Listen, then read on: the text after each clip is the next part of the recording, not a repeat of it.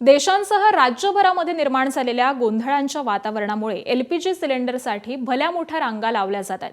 मात्र पॅनिक टाळण्यासाठी पुन्हा एकदा केंद्र सरकारने पत्रकार परिषद घेतली आहे। देशामध्ये एलपीजीचा मोठा तुटवडा नाही आणि नागरिकांनी घाबरून गॅस बुकिंग करण्याची गरज नसल्याचं केंद्राने म्हटलेलं आहे। गॅस बुकिंगमधील किमान अंतर हे 25 दिवसांवरून वाढवून 45 दिवस करण्यात आलेले आहे, जेणेकरून उपलब्ध गॅस सगळ्याच ग्राहकांपर्यंत पोहोचू शकेल।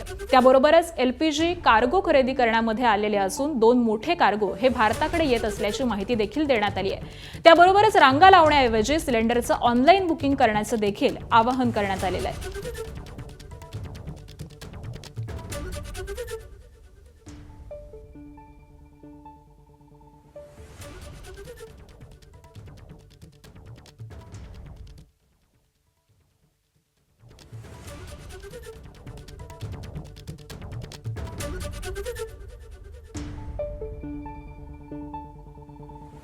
खासकर जब हमारा मुख्यतः जितना भी आयात हो रहा है उसमें एक major portion strait of Hormuz से आता है और वहाँ पर क्लोजर की वजह से थोड़ी सी मैटर ऑफ कंसर्न है। लेकिन इसके बावजूद भी किसी भी 25,000 डिस्ट्रीब्यूटर्स में कहीं कोई ड्राई आउट रिपोर्ट नहीं हुआ है।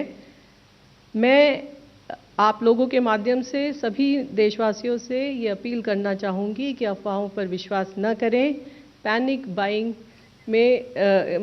बाइंग न करें।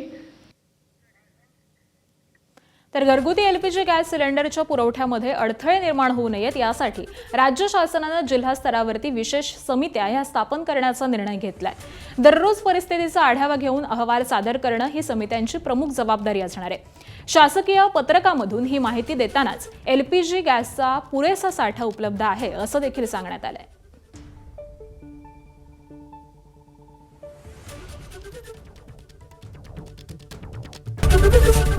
एबीपी माझा, उघडा डोळे बघा नीट।